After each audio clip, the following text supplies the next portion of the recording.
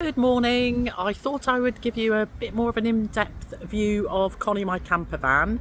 I'm going to swing the camera around now. Da da da da. She's a Citroen Relay Enterprise 2015, 6 meters in length.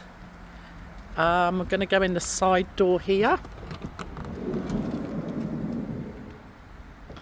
So here we have I think lovely little seating area with a swivel table that comes in very handy. Coming along from that we have the shower and toilet, which I'll show you in a minute, fixed bed and the kitchen area, and then back to the sliding door. So coming up this side we've got a sink here, 2-ring gas cooker.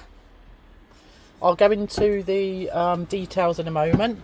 The fixed bed across the back, which is 4 foot wide, and I'm 5'10", excuse the rubbish on the end, and I can fit in that comfortably.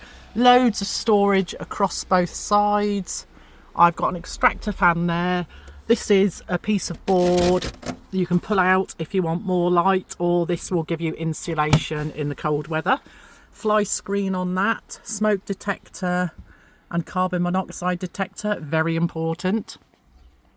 The shower I use as a little bit of storage, which I take out when I use it. Toilet, shower area. This curtain will come across the track here and it saves the toilet getting drenched every time. I just have to be very sure that it's level, otherwise it will come over the edge. So there's only one plug in the corner.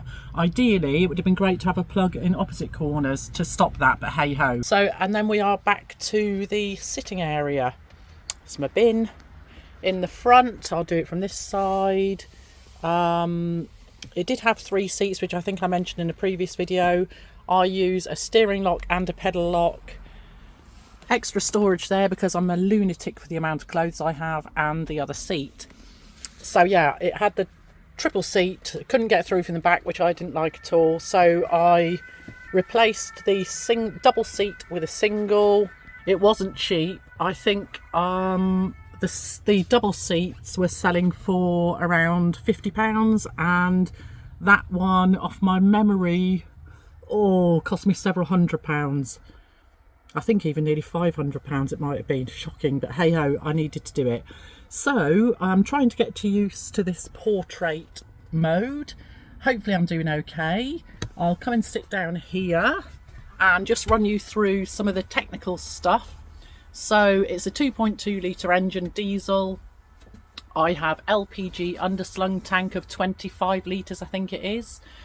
Much cheaper than the bottled. However, on the downside, more and more garages are getting rid of their LPG pumps, so that's a bit of a pain. I have underslung water at 66 litres and underslung waste at 50 litres.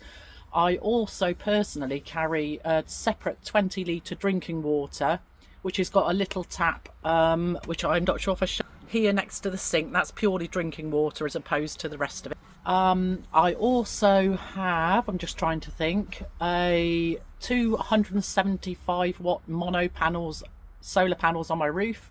One 220 AG, is it called AG? A gel battery. Just trying to think of all the technicalities, sorry.